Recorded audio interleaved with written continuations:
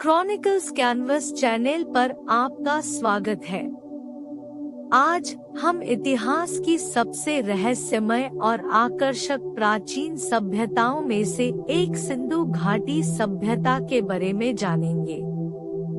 सिंधु घाटी सभ्यता, जिसे आमतौर पर हड़प्पा सभ्यता कहा जाता है, 2500 और 1750 ईसा पूर्व के बीच अस्तित्व में थी, जो कांस्य युग का प्रतीक है।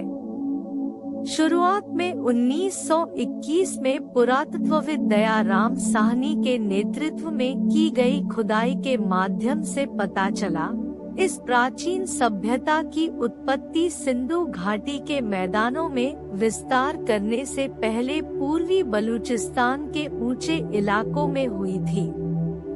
सिंधु घाटी सभ्यता की कला और वास्तुकला। हड़प्पा संस्कृति की कलात्मक और स्थापत्य उपलब्धियां 3 चरणों में फैली एक जटिल प्रक्रिया के माध्यम से विकसित हुई, जैसा कि विभिन्न स्थलों पर रेडियोकार्बन डेटिंग से पता चला है। भौगोलिक विस्तार।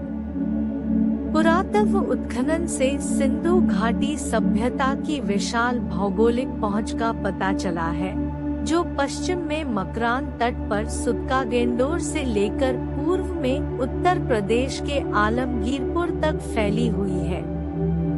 निपटान का तरीका। हड़प्पा स्थल आकार और कार्य में काफी भिन्न थे, जिनमें बड़े शहर से लेकर छोटे देहाती शिविर शामिल थे। नगर नियोजन। हड़प्पा शहरी डिजाइन की पहचान इसकी व्यवस्थित नगर नियोजन थी, जिसमें हड़प्पा, मोहनजोदड़ो और कालीबंगन जैसे प्रमुख स्थलों को गढ़ों और निचले शहरों में विभाजित किया गया था, जो ग्रिड पैटर्न में सड़कों से जुड़े हुए थे। आवासीय क्षेत्रों का स्पष्ट रूप से सीमांकन किया गया। आवास घरों का निर्माण मुख्य रूप से पकी हुई ईंटों से किया जाता था, जिनमें अधिकांश प्रवेश द्वार किनारे की सड़कों की ओर होते थे और कुछ में ऊपरी मंजिलें होती थी। जल निकासी प्रणाली। हड़प्पावासियों ने एक परिष्कृत जल निकासी प्रणाली लागू की, जिसमें हर घर मैनहोल के माध्यम से सार्वजनिक सीवर प्रणाली से जुड़ा था। ग्रामीण शहरी संपर्क। सभ्यता की शहरी आबादी आजीविका के लिए आसपास के ग्रामीण इलाकों पर निर्भर थी, जिससे एक महत्वपूर्ण ग्रामीण शहरी संबंध को बढ़ावा मिला। जीवन शैली। कृषि क्षेत्र के समतल भूभाग और मानसून और हिमालयी नदियों पर निर्भरता ने हड़प्पा अर्थव्यवस्था को आकार दिया, जो पशुपालन सहित कृषि पशुपालन के इर्द-गिर्द घूमती थी। अधिशेष खाद्य उत्पादन शहरीकरण का समर्थन करने वाली एक प्रमुख विशेषता थी। पशुपालन, शिकार और संसाधन दोहन। जंगली जानवर, हिरण, गैंडा, हाथी और ऊंट जैसे विभिन्न जंगली जानवरों के अवशेष खोजे गए हैं। मूर्तियों में अक्सर बाघों को चित्रित किया जाता था, जबकि तेंदुए कम आम थे। नदी और समुद्री संसाधन। हड़प्पावासियों ने जहां उपलब्ध हो वहां नदी और समुद्री संसाधनों का उपयोग किया, जिसमें सूखी मछलियां और मोलस्क महत्वपूर्ण प्रोटीन स्रोत के रूप में काम करते थे। पालतू जानवर। कुबड़ वाली और कुबड़ रहित गाय, भैंस, भेड़ और बकरियों को पालतू बनाया जाता था और वे हड़प्पा स्थलों पर पाए जाते थे।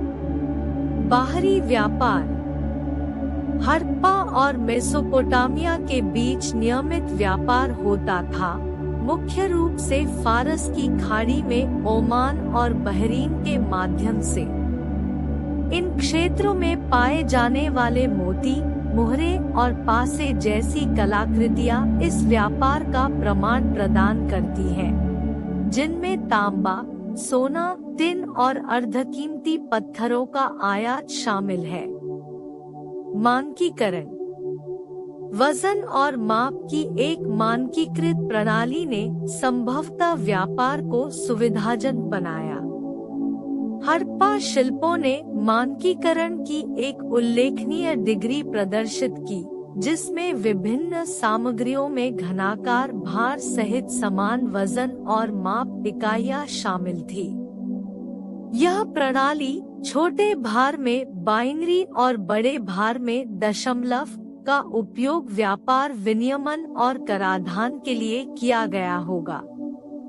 निष्कर्षतः 2500 से 1750 ईसा पूर्व की सिंधु घाटी सभ्यता या हड़प्पा सभ्यता की विशेषता इसकी उन्नत कला और वास्तुकला, सुनियोजित शहर, कृषि पशुपालन पर निर्भरता, व्यापक व्यापार नेटवर्क और वजन की एक मानकीकृत प्रणाली थी।